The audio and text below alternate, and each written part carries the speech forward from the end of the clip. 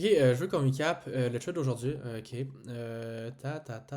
Ça seems good, everything seems good. On voit l'écran, let's fucking go. Ok, coming to market open aujourd'hui, ok. On était quand même bullish. En fait, c'était très mitigé, là, très très très mitigé. Il y a des daily highs ici, qu'on a edge, mais en même temps, il y a plein de LR ici. C'est ça. C'est ça. Puis ici, on est vraiment en SM. En fait, on est vraiment plus bas. On est genre ici. Euh, c'est ça. Donc, s'il y a deux choix, ok. Selon moi, ici, il y a deux choix, là. Je veux dire. C'est parce que si tu trouves des shorts là-dedans ou si tu trouves des longs, genre, tu trade unbiasedly, là. Genre, tu gambles un peu, là. Faut que tu attendes que soit ça se fasse take, then tu target, ou ça se fasse take, then tu target. Mais on s'entend-tu que si ça c'est take, puis là tu vois des shorts, je veux dire, tu shorteras pas à l'end-time high. Fait que je pense que la seule affaire qu'il fallait qu'on attende, c'est genre qu'on swap toute la LR puis qu'on en va plus haut. Ça, c'est pour les A+. Mais là, j'étais sur les evals, puis je pense que je peux me permettre de pas prendre des A+. On va en parler ça, là, genre après, là.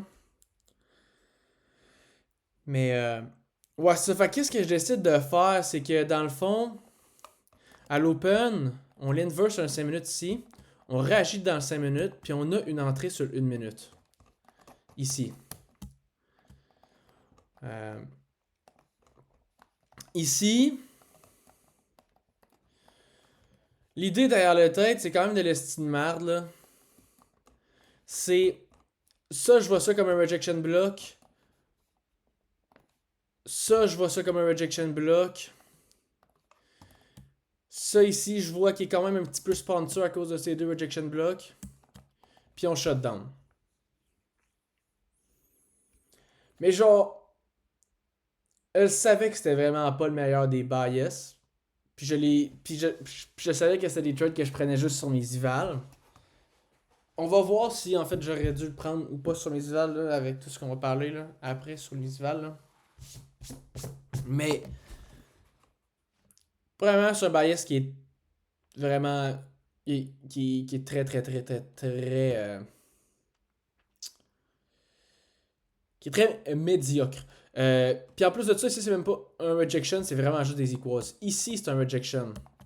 Mais ici c'est vraiment juste des genre des equals. Puis en fait, c'est ça le problème. Ce qui se passe, c'est que tu trades, t'as des draws ici, puis t'as des draws ici. Fait que ça, c'est sponsor par. Ça, c'est pas sponsor.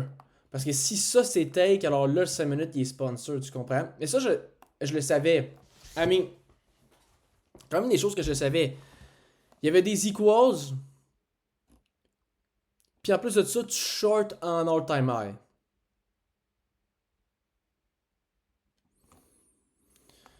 Fait que t'es très unbiased. Donc, ici, t'as rien qui est take, donc ici, c'est vraiment pas sponsor.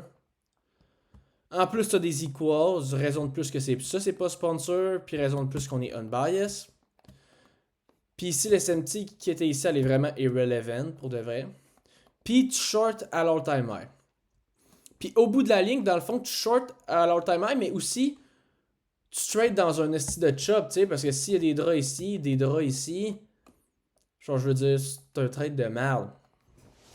Mais je voyais quand même qu'il y avait une certaine probabilité au trade parce que j'ai quand même aimé, c'est très pattern, mais j'ai quand même aimé la manipulation, la distribution, la LR qui était ici, les equals qui étaient ici, puis j'ai aussi aimé la LR sur IS. Mais ouais, c'est ça. C'est définitivement pas un trade à prendre. C'est définitivement pas un A+. C'est loin, loin, loin de là. Puis je me pose même des questions à savoir c'est quoi ce win rate là. Puis il doit être bas. Il doit être genre dans les 60 ou peut-être même dans les 50. Puis est-ce que je dois le prendre durant mes évals, tu sais. Ce genre de win rate là. Mais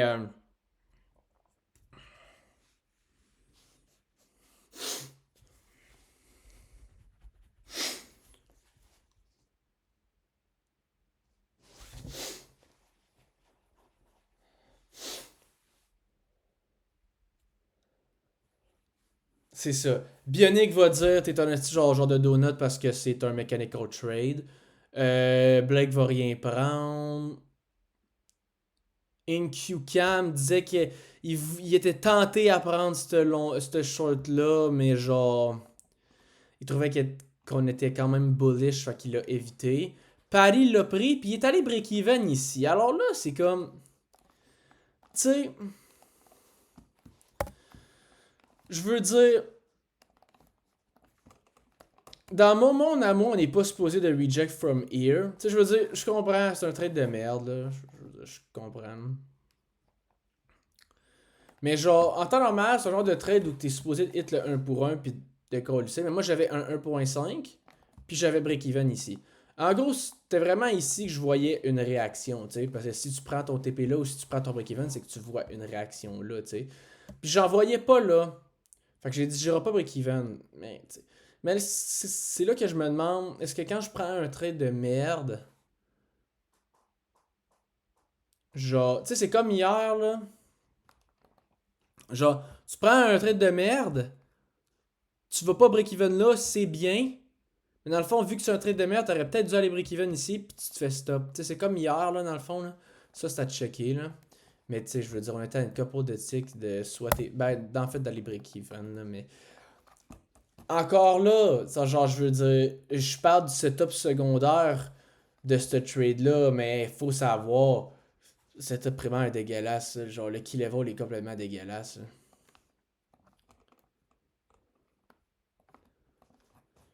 Key level est complètement dégueulasse. Et ça, il y en a qui ont long. NQCam disait qu'il lookait pas en tout pour des longs. Puis genre, ben en fait, c'est Dodgy qui a long, mais c'est un key level de merde. C'est un hostie key level de merde. Là, tu l'as pas sur ça. Là. Puis en plus, il a réussi, je sais pas comment c'est possible, à TP ici. Parce que sinon, il serait sûrement fait break-even, comme plein de monde. Mais il a TP ici. En tout cas, c'est de l'hostie de luck, ça aussi. Mais bref, Dodgy, c'est un hostie pas bon. Ça, je pense que c'est un trade de merde. Là. Puis Bionic, je pense qu'il a vraiment raison. Ça, c'est un pattern trade, bro. Puis je pense que NQCam qui voulait le prendre ici était dans le tort. Puis Paddy qui l'a pris était dans le tort. Puis donc d'ailleurs, moi aussi j'étais dans le tort. Mais tu sais, je veux dire, pour un eval, c'est vraiment pas that deep. C'est vraiment pas that deep. Mais faut comprendre pourquoi c'est un low probability. Mais sur le coup, je savais que c'était un low probability, mais quand je la revois, je le vois encore plus low probability à cause de tout ce que j'ai dit. Mais c'est ça. Pourquoi sur le coup, je le voyais low probability, mais un petit peu plus probability? Je voyais ça comme un rejection block, ça comme un rejection block, genre.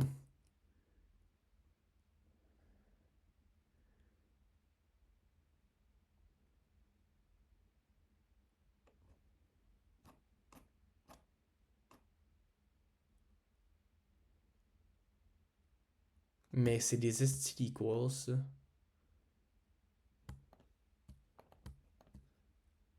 C'est des stick equals. Je sais pas pourquoi je pense à un rejection block, ça c'est une erreur, là, mais c'est ça. Mais bref.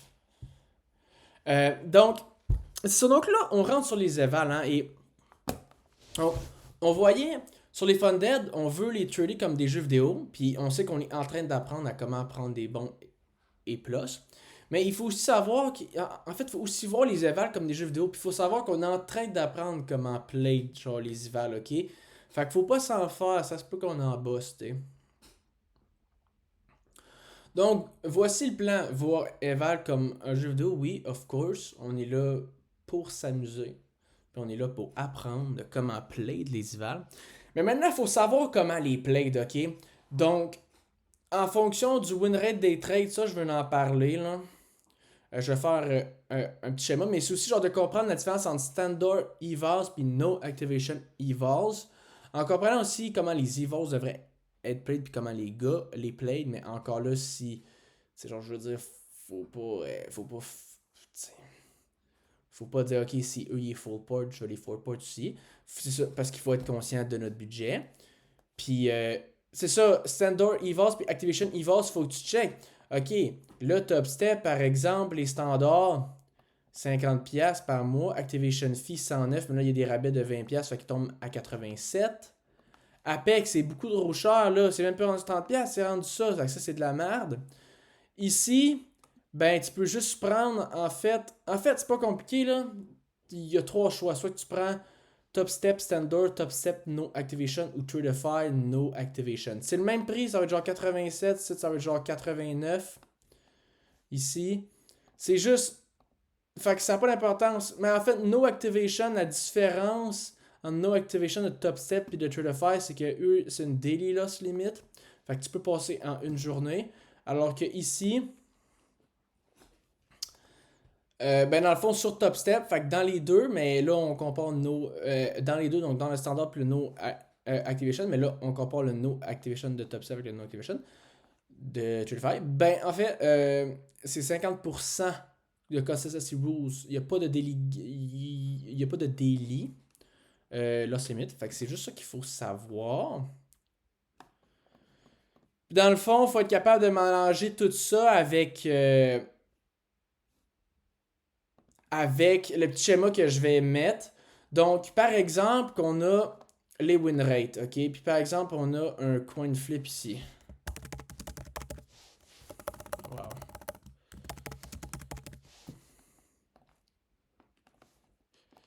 Ah, donc 50%, obviously. Ici, c'est 75.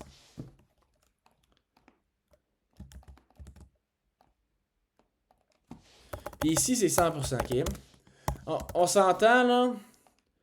La majorité, genre, des setups. Ben, en fait, puis là, ça peut être. Tu sais, puis ça, je parle de 100% de win rate, 75% de genre de win rate, puis 50% de genre de win rate. Mais là, le monde dit, ouais, mais t'es un peu. Parce que ton win rate est tout le temps en fonction de ton RR. Ouais, mais pas vraiment. Je veux dire, si t'as un great key level, puis t'as un great dole, genre, je veux dire, tu vas avoir une réaction, puis genre. C'est plus le win rate de ce key level-là avec le dole-là. Parce que après ça, oui, il y en a qui vont aller des 1 pour 1, d'autres qui vont aller pour des 1 pour 3, 1 pour 2. Puis oui, le win rate va changer, mais genre, je pense que c'est plus le win rate du key level de la réaction, tu sais.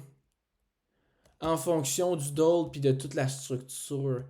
Puis je pense, je vais texter avec Jay parce que je pense que c'est ça qu'il voulait dire.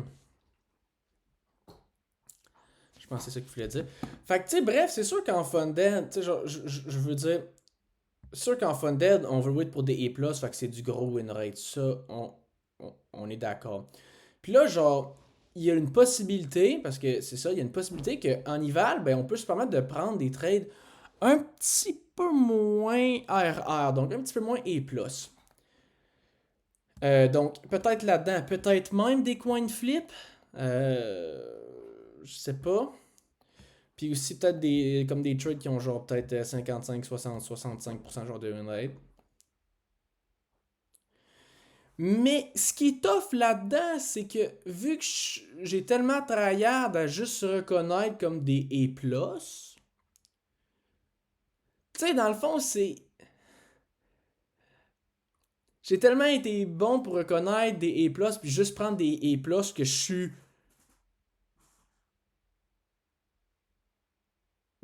Je suis pas tant bon pour savoir, ok, ce trade-là, dans le fond, ici... Tu sais, mettons, je sais que c'est pas un A+, mais ce genre de trade-là, il se situe où? C'est-tu un coin de flip ou c'est ici? Tu sais, ça, je suis pas vraiment bon pour savoir ça.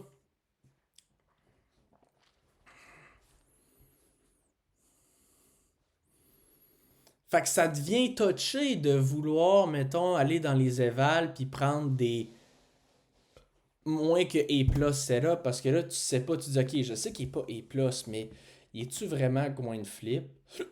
Ou il est peut-être genre 60%? Mais en fait, est-ce que dans les deux cas, je veux le prendre pour mes evals? Ça aussi, c'est une autre question. Ou je veux juste prendre les 60? Tu sais, genre, je veux dire, mais ça va être beaucoup. Ça va être beaucoup, beaucoup, beaucoup trop tough, là, savoir quel trade, c'est quoi son win rate. À peu près, là, ça te prend 100 ans de market expérience, ça, je te le cacherai pas, là. Je commence à avoir le ok, fuck, il faudra que j'arrête la vidéo. Mais genre, je dis juste que faut peut-être pas que je prenne des trades genre qui sont pas A+. Parce que ça se peut que je prenne juste genre des coins de flip. C'est peut-être pas de même que tu veux passer les Ival, tu sais.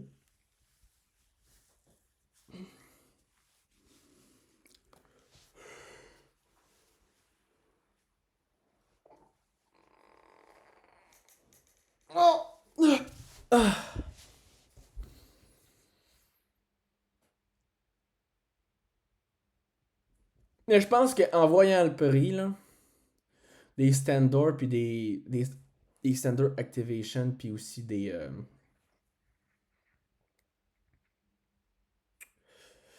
puis des excuse, des standard EVAS puis des no activation EVAS, je me rends compte que si mettons je prends des standards puis je fais juste comme essayer de les full port parce que clairement si tu veux avoir un moins bon win rate, si tu te permets d'avoir un moins bon win rate, faut que tu prennes des standards, faut que tu prennes des activations. En fait, je sais pas. Mais dans les deux cas, ça va coûter quand même cher. Puis genre, ça va être de l'estime de merde, là. Si tu prends des setups mid, puis là, genre, tu blows, puis là, tu pars des 100, 200, 300, 400 piastres. Je pense que le best, c'est... Je sais pas quelle structure que je veux prendre sur les standards ou les nose activation, mais je pense que je veux prendre des trades qui sont très solides. Fait que soit des A+, que je prendrais sur mon funded, ou des trades qui sont juste en bas. Donc, on est encore dans du 70. On est encore dans un super bon win rate, là, tu sais, genre un A. Un A+, 100%, je prends ça parce que je le prends sur mon funded. Puis peut-être des A. Genre des genres de trades que je faderais. Que j'hésiterais en tabarnak, puis que je faderais sur mon funded, mais que je prendrais sur mon Ival. Tu sais, ça c'est pas le cas pantoute, là. Ça, on est vraiment en bas, là, tu sais. Fait que je pense que c'est ça que je vais faire, puis je vais essayer de voir la structure que je veux prendre, mais tu sais. euh, donc, c'est ça, tu sais, je veux dire, on apprend. C'est vraiment pas si grave. Il me reste juste 1000, obviously, dans le fond, là, j'ai perdu, il me reste juste 1000. Il me reste moins que ça. C'est de l'estime de merde. Hey, en tout cas, Big. Ça, c'est de l'estime de merde, là. C'est sûr que je drop. Après ce compte-là, c'est sûr que je drop de TradingView. Puis tant mieux, man. Parce que, calice. Ah, non!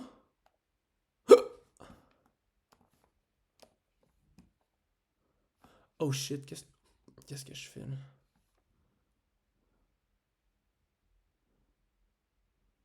Yes! TradingView, c'est 24 du mois. Nice. Ah, fuck. Ouais, ça devient touché. Faut que je pense. L'abonnement à TradingView ne va pas se réaliser.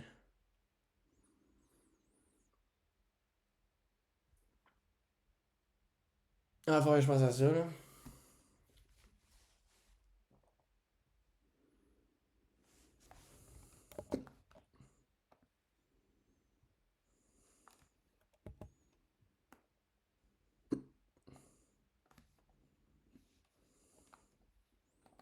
Mais c'est ça, genre, TradingView, c'est l'estime de merde. Mais gros, je me suis pris des moins 125 dollars sur des break-even. Va chier, là, tabarnak, là. La merde, là, c'est TradingView, calice, là. Mais, ouais. C'est ça, puis après ça, le pire, là, c'est que ici, là, quand le prix est venu ici, là, j'étais down, genre, de prendre des shorts, puis là, je voulais aller me prendre, genre, des comptes, genre, top step. Eh bien, j'étais malade, là.